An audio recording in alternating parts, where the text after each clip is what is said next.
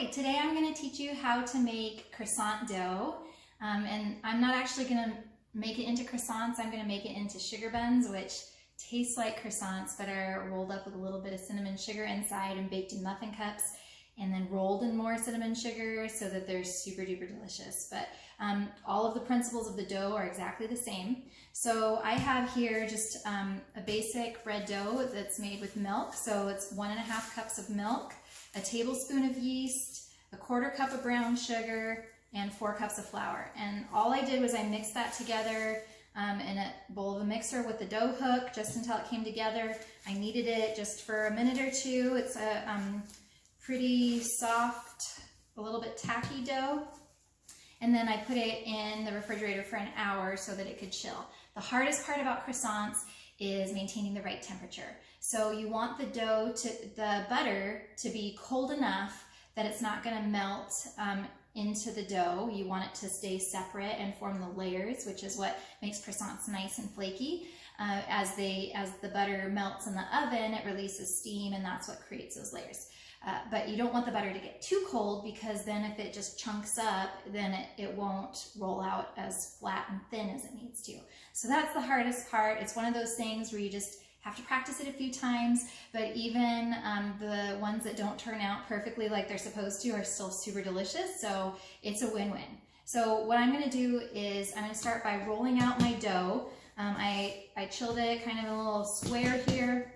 I'm just coating it lightly with flour as I roll it out, and I'm just going to make it into a little bit longer rectangle. It's kind of hard to roll since the dough has been chilling, but again, we want the dough to be cool so that it can keep the butter from melting into it.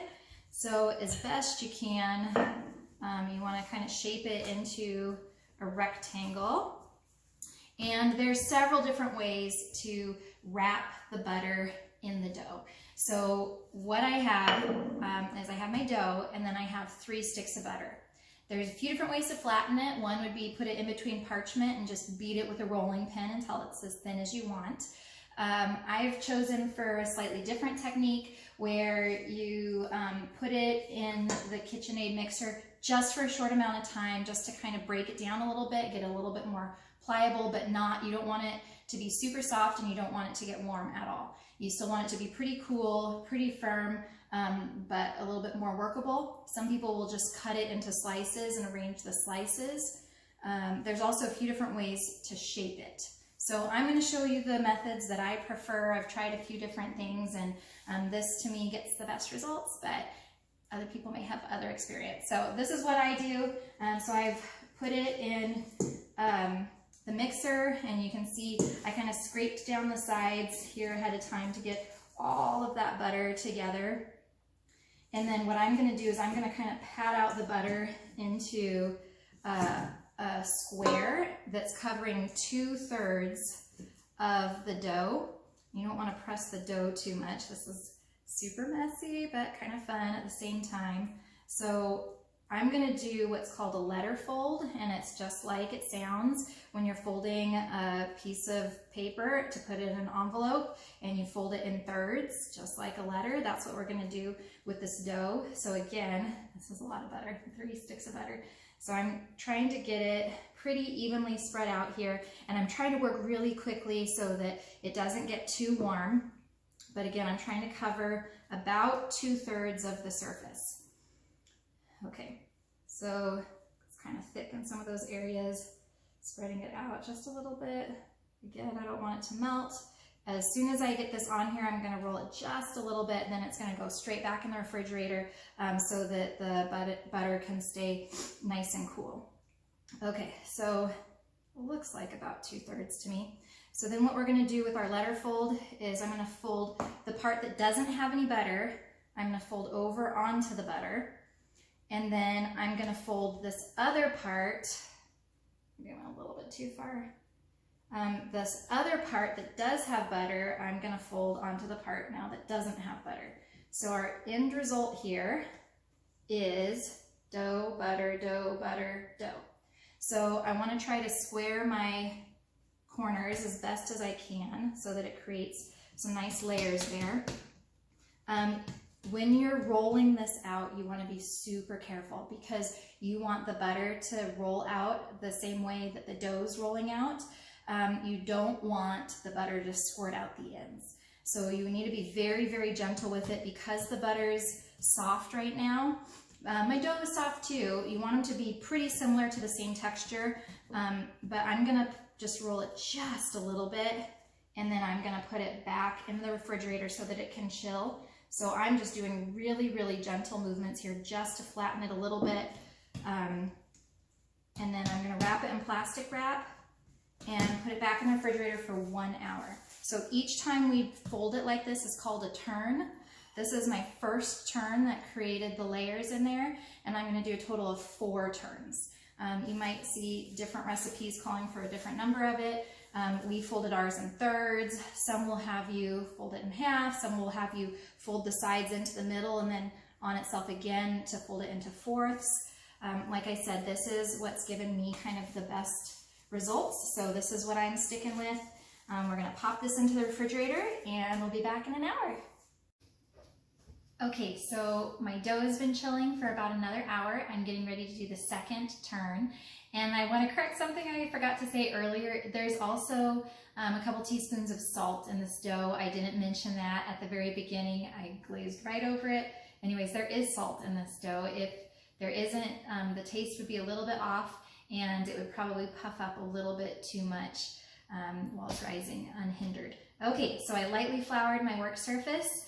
Now, the correct way to do this would be to increase the length this direction and do the letter fold the same way so that the folds are still on the outside, with the idea that at the very, very end you would trim those edges that aren't quite perfect layers. Now, I found that I would do more damage to the dough when I try to roll it out that direction, so I just turn it so that it's a little bit easier, and I just I'm going to lightly coat with flour here on both sides so that it doesn't stick to my rolling pin either. So I am going to roll it out, extending it kind of in both directions here. And again, this is the hardest part. You want to be sure that you're rolling out the butter and the dough at kind of the same rate here. You don't want the butter to stay put, and you don't want it to squirt out. So you kind of have to just go really slowly and really gently here, but we are going to need to increase it kind of a lot to be able to fold it the way that we did before.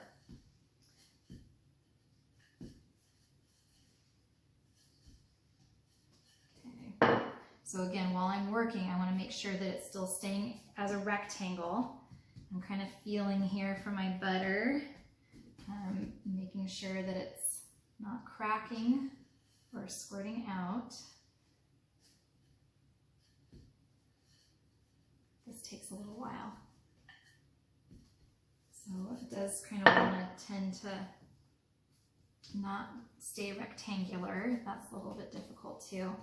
So try not to just push from the center like if you're rolling a pie crust or cookie dough.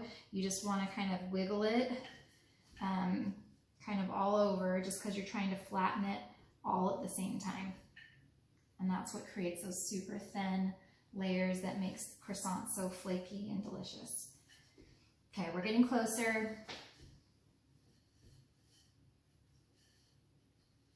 As it gets thinner, it gets a little bit easier. So I want it about the size it was when I did the first turn. Almost getting there. Okay, that's feeling good. That's feeling good.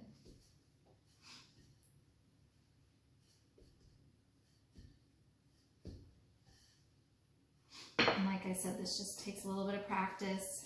You can feel on the bottom my butter starting to leak just a little bit in some places where it's a little bit exposed. So that one little spot right there, I'm just going to put a little bit of flour on it so that it doesn't stick to my surface.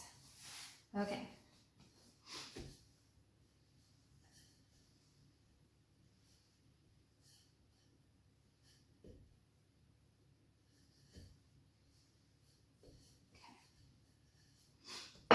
looks about right. I want to try it, like I said, I want to try and square it off again. Okay, so let her fold one more time. I'm going to fold this up a third of the way. I guess technically it's 2/3 and it's leaving a third left. Okay, I'm dusting off the extra flour there. And then I'm going to fold a little bit too far. I'm going to fold this side over until the edges meet. And I just am trying to square it off here. Okay. This gets wrapped up in plastic wrap and goes back into the fridge to chill for an hour. I just completed my second turn. So I'm going to do this 2 more times and then I'm going to wrap it. And once you've completed your 4 turns, I'm not going to put all those on video because it would be super duper boring for you, but it looks the same as what I just did. 2 more of those turns, then you're going to wrap it and you want to chill it for at least 3 hours.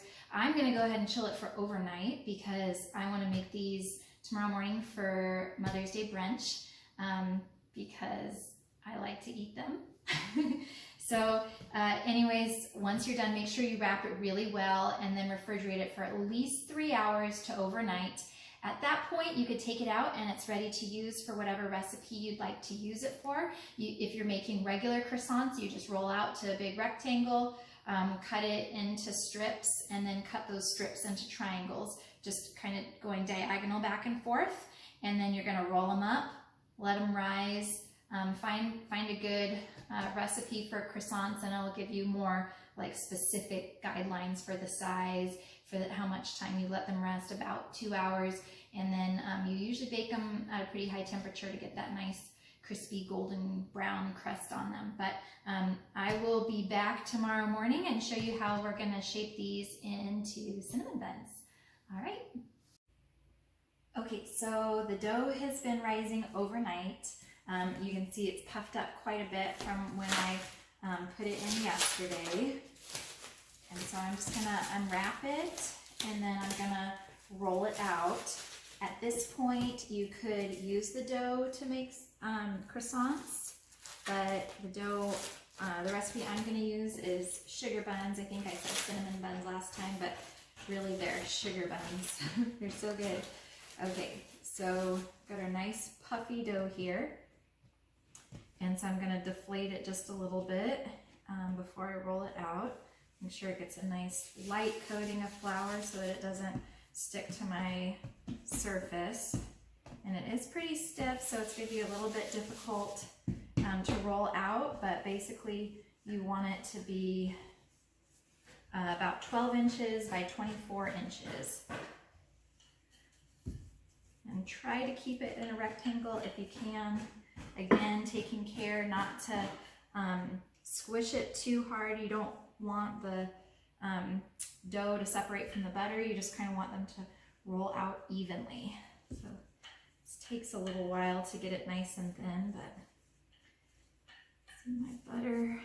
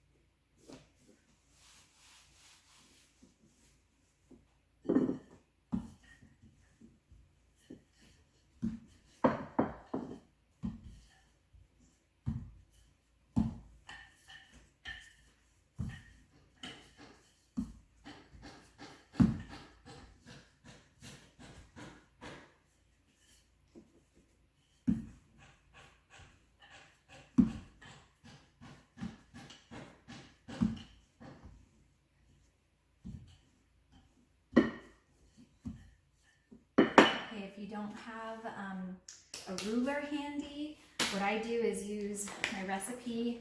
Know that this is 11 inches, so it's just a little bit taller than my page here. And then I can see if I put it twice across, it's just about right. It doesn't have to be exactly. So I'm going to scoot this back here a little bit. So this is approximately 12 inches by 24 inches. Let me try and lengthen it just a little bit here. And then what we're going to do is I have a cup of brown sugar and a couple teaspoons of cinnamon, and we're just going to sprinkle that over the top. I don't need to use all of it. And then I'm going to leave about an inch gap here at the bottom for my final edge. Again, if you were making croissants with this, at this point, instead of adding the sugar, you would cut it into strips and then cut each strip into triangles. And then you would roll them up like a crescent roll and let them rise for a couple hours and bake them. This, we're using the same dough, the croissant dough, giving a little bit of sugar on the inside. We're just going to shape it a little bit differently, but the rise and bake is about the same.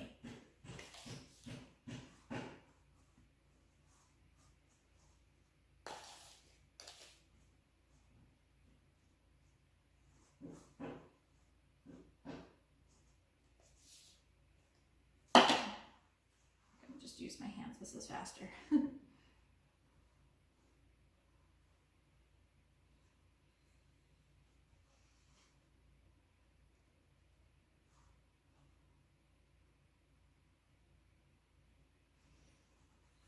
Okay, and then I'm just gonna give it a little roll with the rolling pin to get it in there a little bit better, help it stick. Okay. So now what I'm going to do is, starting with the longest edge away from me, I'm going to roll it up toward me.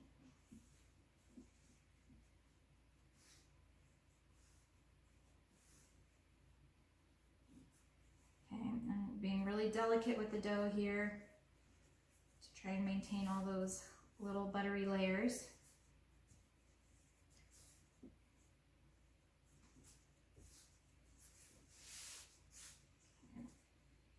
Whoa.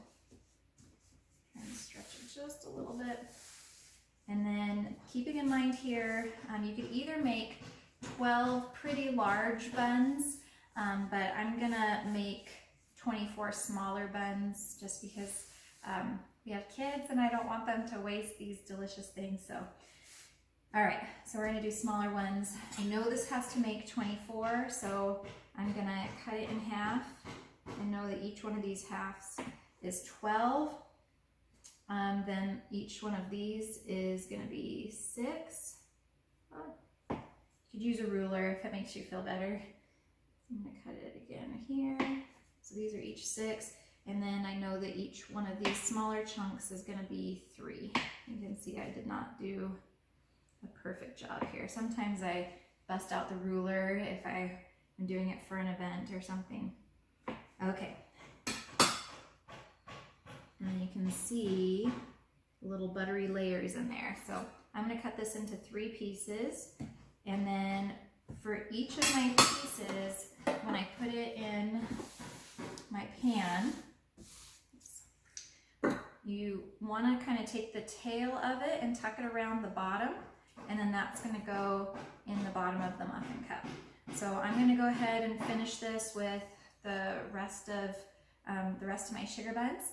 I'm going to cover it with a damp cloth and I'm going to let it rise at room temperature for about 2 hours.